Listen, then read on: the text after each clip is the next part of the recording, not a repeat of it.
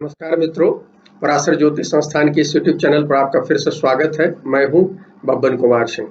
मित्रों, आज गुरु शनि की युति की जो कहानी हमने शुरू की थी उसको आगे बढ़ाते हैं और आज कुछ मंडन देश दुनिया के इसके जो असर पड़ेगा उस बात की चर्चा करते हैं। खासकर देशों की बात करते हैं। देखिए, तीन देश हमारे नजरिए से महत्वपूर्ण है और जिस पर इसका बहुत ज्यादा प्रभाव पड़ने जा रहा है, जिसमें अपना देश भारत भी है, चीन है और अमेरिका है। देखिए, मत्स्य पुराण के अनुसार गुरु शनि युति जो होती है वो सबसे ज्यादा इसका असर मंडेन मामलों में होता है और इस युति के कारण देश दुनिया में महामारी, युद्ध, प्राकृतिक आपदाएं, बाढ़, अकाल, इस तरह की चीजें होता रहा है और जो पीछे का जो इतिहास है उस बात की पुष्टि करता रहा है। और बराहमिहिर भी इसी बात को अपने बृहद संहिता में कहते हैं, बताते हैं। मित्रों, तो यदि इस चीज को देखें तो और हमने जो आपको कुछ प्रिंसिपल बताए हैं पीछे के एपिसोड में, उस आधार पर हम आज बात करेंगे। थोड़ी सी अमेरिका की शुरू चर्चा कर देते हैं। अमेरिका के लिए ये महत्वपूर्ण इसलिए है कि अभी जो घटना है हम आगे के अंक में कुछ यदि चर्चा संभव होगा तो करेंगे, लेकिन एक महत्वपूर्ण बात कहते हैं। देखिए, तीनों देशों के परिप्रेक्ष्य में सबसे ज्यादा राष्ट्राध्यक्षों पर इसका असर होगा। जो हमने अध्ययन किया है उस आधार पर यह निकलता है कि ये जो युति होती है उसके आगे पीछे राष्ट्राध्यक्ष का परिवर्तन दिखता है, एकदम फ्लेवर है। भारत के संदर्भ में देखिए, 1960 में जब ये युति हुई तो 64 में नेहरू का पतन हुआ, नेहरू गुजर गए और फिर वहां से एक नई श्रृंखला शुरू हुई। और उसी समय देखिए अमेरिका में क्या हुआ, जॉन एफ कैनेडी की हत्या हो गई। 60 में जब ये युति हुई उसके बाद उनकी हत्या हुई। और यहाँ पर मैं बताते चलूं कि अमेरिका में हमेशा जो महत्वपूर्ण है कि जब भी ये युति होती है 20 सालों में, तो अब उस आसपास में जो अमेरिका चुनाव जो होता है, जो राष्ट्रपति होते हैं आगे पीछे, वो असमय काल के शिकार होते हैं। उनकी असमय मृत्यु होती है, या तो हत्या हो जाती है, किसी कारणवश गुजर जाते हैं। ढेर सारे राष्ट्रपति इसके उदाहरण हैं, जैसे अब्राहम लिंकन से लेकर देखिए, अब्राहम लिंकन की हत्या हुई, विलियम हैरिसन थे, फ्रैंकलिन रूजवेल्ट थे, ये जॉन एफ कैनेडी, ए गारफील्ड, विलियम मैंकिले, ये सारे ये तमाम जो राष्ट्रपति हैं असमय गुजरे और इनका जो चुनाव हुआ है उसी साल हुआ है जब शनि गुरु की युति हुई है। हम अभी विस्तार में इस बारे में नहीं चर्चा करेंगे। तो इसलिए ये देखने की बात होगी कि अमेरिका में जो अभी नए राष्ट्रपति आए हैं वो उनके साथ क्या स्थिति रहती है। दूसरी चीज है कि अभी तो वहाँ एक चुनाव के बाद जो स्थिति बनी है वो अनिश्चय की स्थिति है, क्योंकि पुराने राष्ट्रपति डोनाल्ड ट्रंप जो 20 जनवरी तक वहाँ पद पर बैठे हुए हैं, वो अपनी हार स्वीकार करने के लिए नहीं तैयार है। उसका क्या इम्पैक्ट है इस बारे में हम आगे कभी बात करेंगे। आज हम सबसे महत्वपूर्ण बात करने जा रहे हैं वो हम चाइना के बारे में बात करेंगे, लेकिन हम उसको सिलसिले को बताते हैं कि हमने जो 1960 के में जब मकर राशि में हुआ उसके हमने 4 साल के बाद बताया कि नेहरू गुजर गए। इसी तरह से देखिए 1980 में ये कन्या राशि में हुआ युति, और आप देखिए कि इंदिरा गांधी का पतन हुआ है, इंदिरा गांधी की हत्या हो गई है 84 अक्टूबर में, 31 अक्टूबर को। तो वहाँ एक बड़ा परिवर्तन वहाँ भी अपने को अपने यहाँ देखने को मिलता है। फिर आप देखिए 2000 में ये मेष राशि में ये हुआ, और आप देखते हैं कि अटल बिहारी जी की सरकार जो है 2004 में चुनाव हार जाती है। अब देखना है कि इस बार ये सिलसिला क्या रहता है।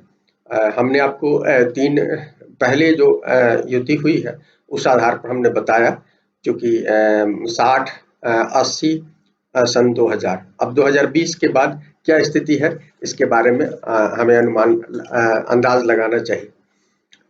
लेकिन हम आज आपको चाइना के बारे में ज्यादा बात करेंगे, चाइना पर क्या है। और चूंकि ये महत्वपूर्ण इसलिए है कि भारत पर अभी चाइना ने 1962 के बाद दूसरी दफा जब जैसे 1950-60 के दशक में नेहरू का जो एक के प्रति हमारा जो मोह था, उसी तरह का आज हमारा मोह वर्तमान प्रधानमंत्री के साथ है।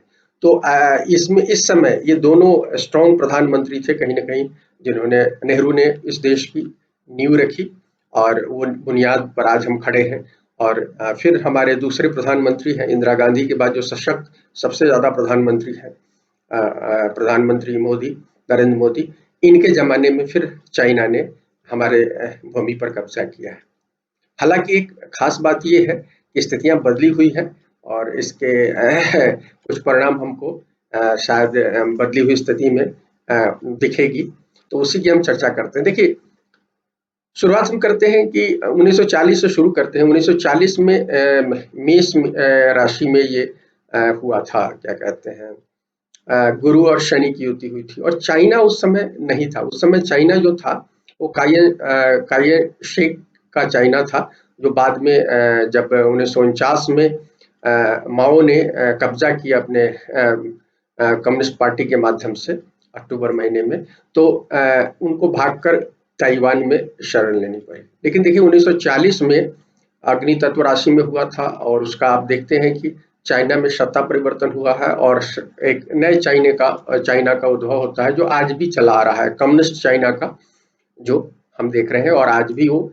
अर्थव्यवस्था के नए मॉडल के साथ 70 के दशक में माओ के गुजरने के बाद जब डेन ज़ाओपिंग जब वहाँ के शासक हुए, तो उन्होंने पूरी अर्थव्यवस्था को खोल दिया कम्युनिस्ट शासन होने के बावजूद भी, और उसका परिणाम हम देखते हैं कि आज चाइना इस मुकाम पर बैठा हुआ है।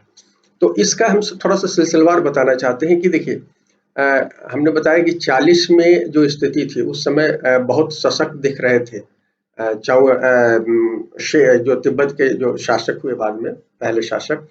तो लेकिन हम देखते हैं कि 1949 तक आते आते अक्टूबर महीने में कब्जा हो जाता है कम्युनिस्टों का, और मेन जो भूमि है चाइना से खदेड़ दिए जाते हैं और उनको तिब्बत में शरण लेनी पड़ती है। उनके पीछे अमेरिका का जो कैपिटलिस्टिक सोसाइटी था, अमेरिका का हाथ था।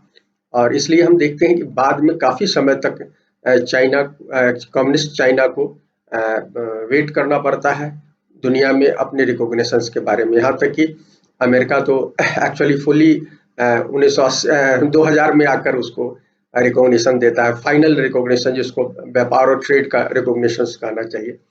हालांकि 72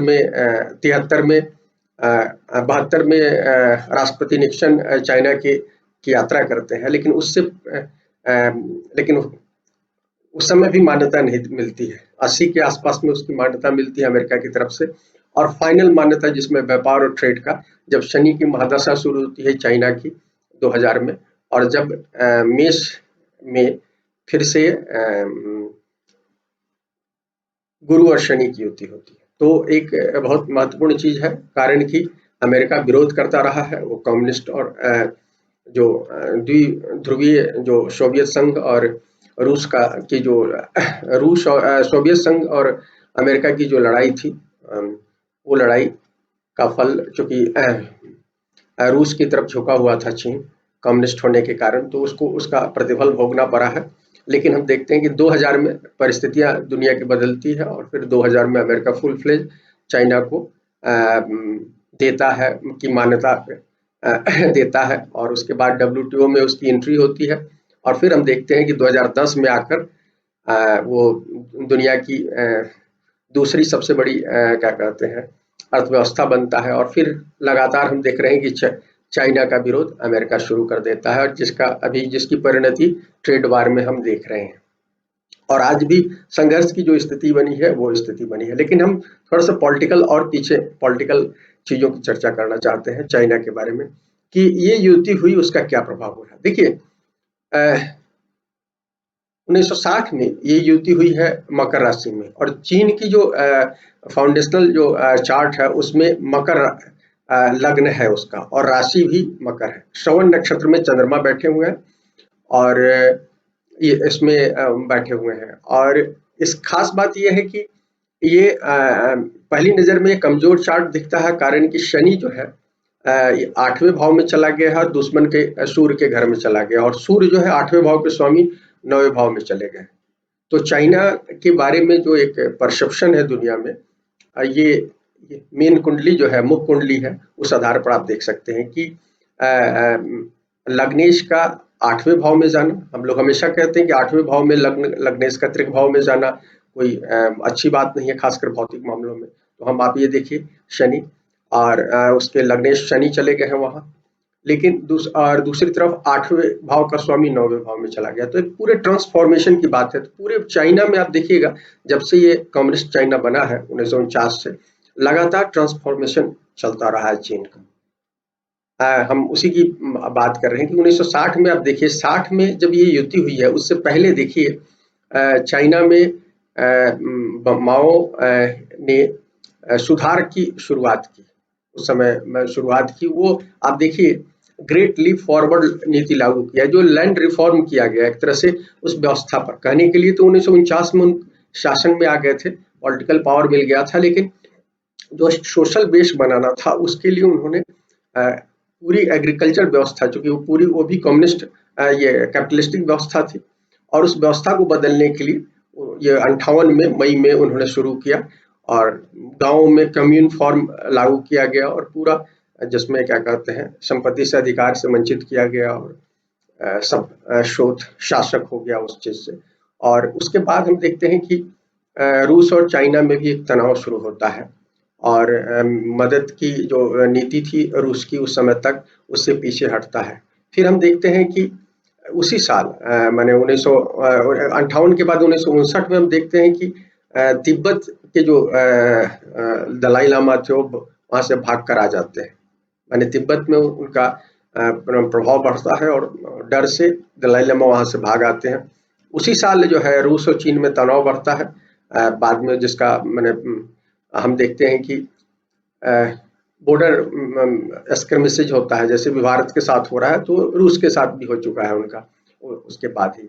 और उसके बाद 1962 में हम देखते हैं इस युति के बाद कि भैया जो जो कंट्रोवर्शियल प्रांत है जिंगयांग प्रांत जो है, उसमें 1 लाख से ऊपर जो है कजाक और उइगर जो है वहां से भाग जाते हैं सोवियत संघ में, क्योंकि वहाँ अकाल की शुरुआत हुई है। क्या हुआ है कि उस समय जो लैंड रिफॉर्म जो शुरू किया, उसके कारण पूरे गांव और शहरों में जरूरी चीजों का अभाव हो गया, और केवल उसमें बहुत सारे लोग मारे गए, करोड़ों की संख्या में।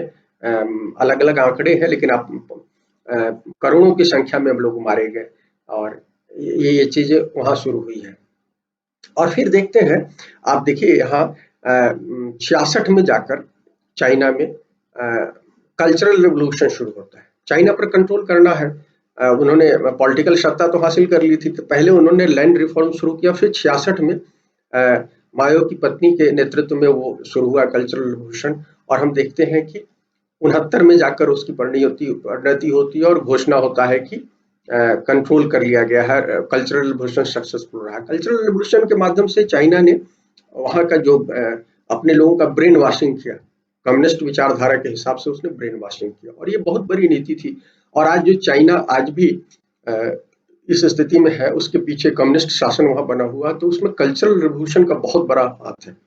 और हालांकि उसमें 3 करोड़ से ज्यादा लोग मारे गए, और बहुत सारी दिक्कतें हुई। तो हमने कहा कि वो लग्नेश उसका जो 8वें भाव में चला गया है, वो एक बहुत बड़ा कारण है। और 8वें भाव का स्वामी सूर्य का 9वें भाव में जाना बहुत अच्छा ये है। लेकिन चाइना की जो कुंडली में एक चीज मैं भूल गया शुरू में कहना, कि नवांश में जाकर वो उच्च के हो जाते हैं। इसलिए क्या कहते हैं, कुंडली जो एक नजर में कमजोर दिखती है, वो बाद में मजबूत होती है। और इस तरह से हम देखते हैं कि चाइना प्रोग्रेस कर रहा है, और दुनिया की नंबर 1 शक्ति बनने की स्थिति में आ चुका है, कहना चाहिए। हालांकि बहुत सारे लोग उसको स्वीकार नहीं करना चाहते हैं, अमेरिका सहित। और हमारे यहाँ भी लोग, बहुत सारे लोग जो अमेरिकी नीति के तहत सोचते हैं, या अमेरिकी सोच के तहत सोचते हैं, वो मानते हैं कि चाइना नंबर 1 नहीं बन सकता है। हालांकि स्थितियां ऐसी नहीं है, हम आगे आपको बताएंगे, दिक्कतें उसके साथ हो रही हैं, उसके बावजूद ये कहना चाहते हैं। तो हम ये देखते हैं कि कल्चरल होता है। फिर हम देखते हैं कि 80 में जो ये हुआ है, क्या कहते हैं, जब कन्या राशि में भूमि तत्व में दूसरी बार 60 के बाद दूसरी दफा जब 1980 में युति होती है गुरु शनि की, तो हम देखते हैं कि उससे पहले 5 साल पहले वहाँ बड़ा परिवर्तन होता है। 4 साल पहले, चूँकि पहले चाउ एन लाइन वहाँ के प्रधानमंत्री गुजर जाते हैं, फिर माओ स्वयं गुजर जाते हैं और डेन शाओपिंग का शासन शुरू होता है। जो इकोनॉमिक जो चेंजेज है वो वहाँ से शुरुआत होती है। मूल रूप से आज जो चाइना जिस आर्थिक शक्ति बना हुआ है दुनिया का, उसके जो मेन कर्ता धर्ता है वो डेन शाओपिंग है। माओ सेतुंग ने कम्युनिस्ट के शासन को रखा वहाँ, और डेंग ने एक तरह से आर्थिक शक्ति बनाने की पहल शुरू की। और एक्चुअल आर्थिक शक्ति हम 2000 के बाद हम देखते हैं, जब शनि की महादशा शुरू होती है। 19 साल की शनि की महादशा होती है, जो अप्रैल या मई तक चली है, 2019 तक चली है। और वहाँ आप जबरदस्त ग्रोथ देखते हैं। हमने कहा आपको कि 2010 में वो जापान को पीछे छोड़कर दूसरी अर्थव्यवस्था बना है।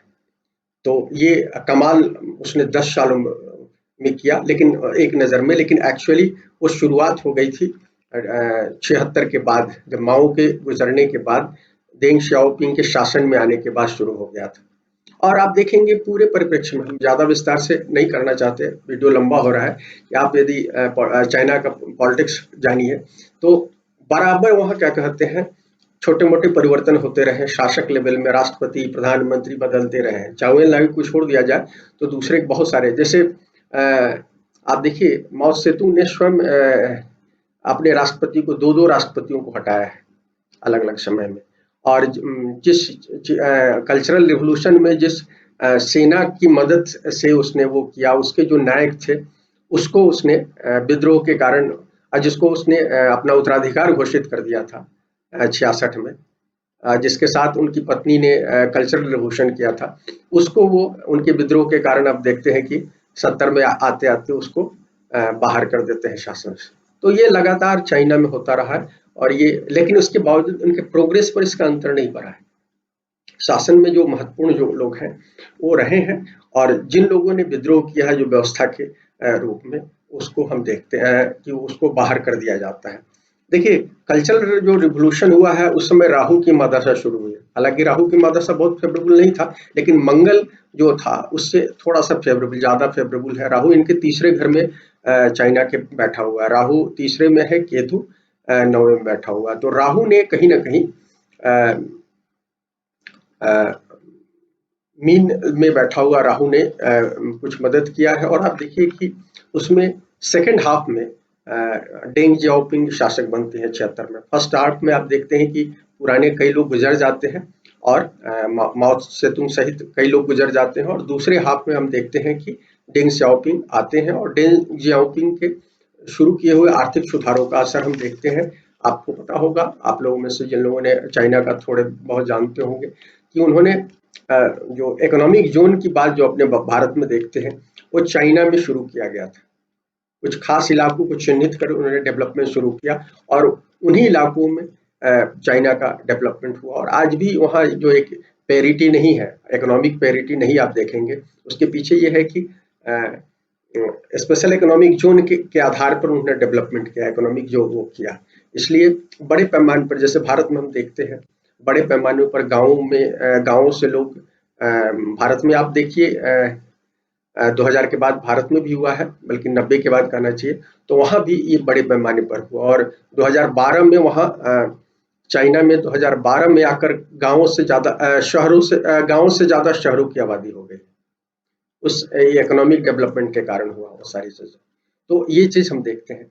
अब ये आप हमको ने बताया कि आपको कि ये ग्रोथ का पैटर्न रहा, और शासक लोग आते रहे जाते रहे, लेकिन फिर 80 में देखिए आकर चाइना में 80 में शासन डेव जाओपिंग आए हैं बीच में, और उनके राष्ट्रपति प्रधानमंत्री बदले हैं, लेकिन सिलसिला चलता रहा इकोनॉमिक ग्रोथ का। और फिर आप यहाँ आइए 2000 में आइए, तो 2000 में फिर से एक परिवर्तन होता है, और जो वर्तमान शासक हैं अभी, इन लोग यही 2000 के आसपास में ये लोग आए हैं, और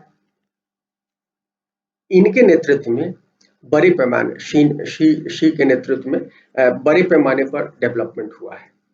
और ये जो कि शनि की महादशा इनको मिली थी, अब जब ये 19 में खत्म हो गया है और बुध की महादशा शुरू हुई है, तो आप देखिए बुध जब शुरू हुआ है, बुध इनकी कुंडली में जो है 9वें भाव में बैठा हुआ है, और ये 9वें भाव का स्वामी भी है, छठे और 9वें का स्वामी होता है, तो ये न्यूट्रल ग्रह कह सकते हैं इस कुंडली के लिए, मकर लग्न की कुंडली के लिए। तो लेकिन भाग्येश है, तो इसलिए सीधे-सीधे हम जो इसके 17 साल की जो अवस्था है, उसको उस तरह से यदि देखें, तो आप खारिज नहीं कर सकते कि, और वो भी सूर्य के साथ बैठा हुआ है, तो एक बुधादित्य योग बना हुआ है। हालाँकि सूर्य जो है 8वें भाव के स्वामी है, जहाँ शनि बैठे हुए हैं।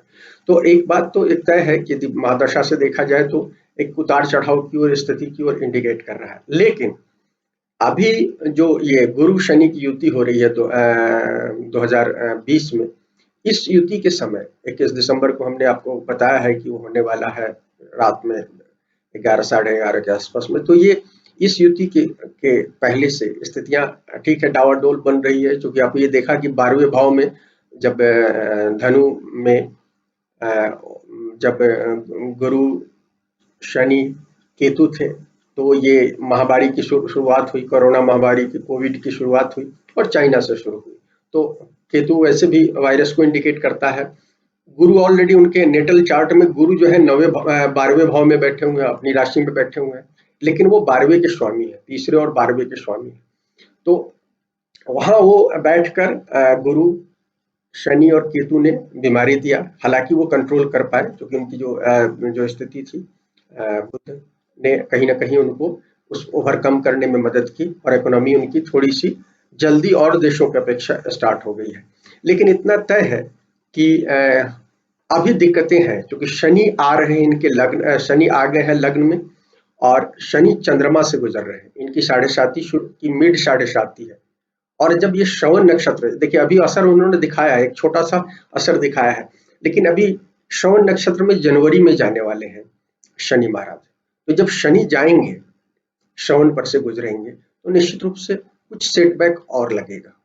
और इसी आधार पर बहुत सारे लोगों का कहना है कि चाइना की स्थिति खराब हो रही है। अभी जो हम एग्रेशन अप्रैल में 2019 में हमने अप्रैल में एग्रेशन देखा, जिसके कारण उन्होंने भारत के कुछ हिस्सों पर जो हिस्सों पर कब्जा किया है, उसके कारण स्थितियां खराब हुई है।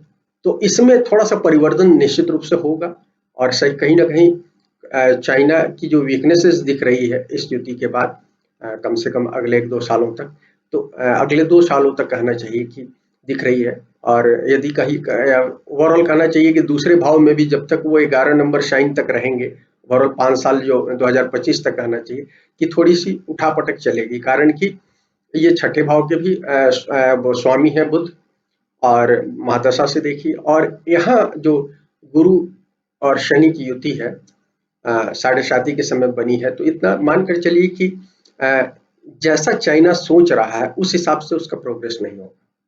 निश्चित रूप से उसके प्रोग्रेस में सेटबैक दिख रहा है, और लेकिन ग्रोथ निश्चित होगा। ग्रोथ इसलिए निश्चित है कि शनि गुरु के बारे में हमने आप लोगों को बताया था शुरू में ही कि ये ग्रोथ को इंडिकेट करता है। शनि गुरु की युति जो है ग्रोथ को बताता है, लेकिन किस तरह की ग्रोथ को बताता है? पहले आपके पुराने ग्रोथ को करेक्शन करेगा। जैसे हमने कहा था कि शेयर मार्केट में जैसे करेक्शन होता है, जब मार्केट बहुत हाई चला जाता है, उसका आधार नहीं होता है, तो करेक्शन होता है।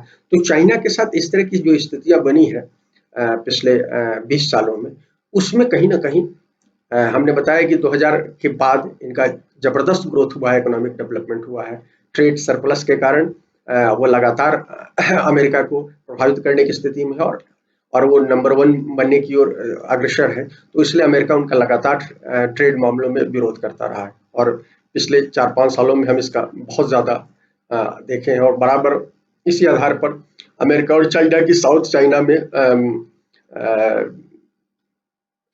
मुकाबला होने की खबरें आती रही है, या एस्ट्रोलॉजर भी प्रेडिक्शन करते रहे। तो ये स्थिति दिख रही है कि कुछ अभी इस समय निश्चित रूप से दिसंबर, इस युति के बाद निश्चित रूप से कुछ घटनाएं अभी ट्रेड वार से संबंधित होगी। अमेरिका और चाइना के साथ कुछ चीजें दिख रही हैं, और इस कुछ ना कुछ, यदि मैं नहीं कहता कि युद्ध होगा, लेकिन मैं इतना जरूर कहता हूं कि इसका निगेटिव इम्पैक्ट चाइना पर पड़ने जा रहा है।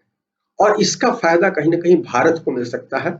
और अभी एक आपने 4-5 दिन पहले भारतीय अखबारों में, टेलीविजन में देखा होगा कि कंसीड करने की बात आई है, पीछे हटने की बात आई है, जहां उन्होंने कब्जा किया उससे पीछे जाने की बात की। और ये कहीं ना कहीं भारत के शासकों की बहुत बड़ी सफलता हो सकती है, यदि इसमें ये डिप्लोमेटिकली यदि इस समय बढ़िया से यदि बातचीत करते रहे, जैसा इन्होंने किया है पिछले 6-8 महीने में, उसके बाद कोई आक्रामक नीति नहीं अपनाई है, जैसा बहुत सारे लोगों का दबाव था उसके बावजूद। उसका प्रतिफल भारत को इस युति के बाद, गुरु और शनि की युति के बाद निश्चित रूप से भारत को मिल सकता है कि चाइना कुछ इलाकों को खाली कर दे। और इस समय भारत को बहुत सतर्क होकर आगे चलने की जरूरत है, क्योंकि ये जो लड़ाई है मूल रूप से चाइना की, वो भारत से भी मूल रूप से लड़ाई नहीं है। ये लड़ाई जो है ये अमेरिका के साथ है, एक पतन की ओर बढ़ते हुए देश के साथ है, जो अभी तक पिछले लगभग 1950 के बाद, द्वितीय विश्व युद्ध के बाद दुनिया में नंबर 1 देश रहा है, और उस देश के साथ लड़ाई है। भारत के साथ उसके क्षेत्रीय संतुलन की स्थिति है, और कुछ उनका शक, कुछ हमारा शक, और कुछ उनकी गलतियां, कुछ हमारी गलतियां, इसके कारण चीजें इतनी बड़ी हो गई हैं। लेकिन आप ये हम कहना चाहते हैं कि इसमें हमें भी थोड़ा सा सुधार करना चाहिए, क्योंकि हमें एक बात मान लेना चाहिए कि कहीं ना कहीं चाइना जो है वो आगे बढ़ रहा है, और आने वाले समय में कुछ निश्चित सालों तक वो निश्चित रूप से दुनिया का नंबर 1 देश रहेगा। और इसको एक्सेप्ट करके ही हमको चाइना के साथ अपने रिलेशंस को तय करना होगा। और बेसिर पैर की बातें जो हम लोग कई बार करते हैं, उससे हमको बचना होगा, क्योंकि देखिए अभी हमारे जहन में बहुत सारी बातें या तो सोवियत संघ के जमाने की के हिसाब से है, या अंग्रेजों के जमाने के हिसाब से, या अभी पिछले 70 सालों में जो अमेरिका में बैठे लोग हैं, और जिस तरह से वो मीडिया को और दूसरे लोगों को अपनी लॉबी से प्रभावित करते हैं, उससे है। तो इसमें निश्चित रूप से परिवर्तन होने जा रहा है। चाइना, हमें ये नहीं भूलना चाहिए कि हमें इस मामले में अपनी स्वतंत्र नीति और इसके हिसाब से करना चाहिए, कारण कि निश्चित रूप से अभी हमको इसका फायदा चाइना दे सकता है। यदि उसने कुछ गलती की है तो उसका भुगतान उसको करना है, और उसने और भी जो गलतियां की हैं, शनि गुरु की इस युति में उसके साथ उसको भुगतान करने की स्थिति आ रही है।